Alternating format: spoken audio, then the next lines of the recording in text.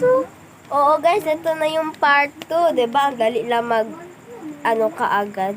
Sige na, start na natin. Uy, talikod ka na, part 2 na. Aray, try ka na. Uy, hina lang yun. Sige, natago ka na.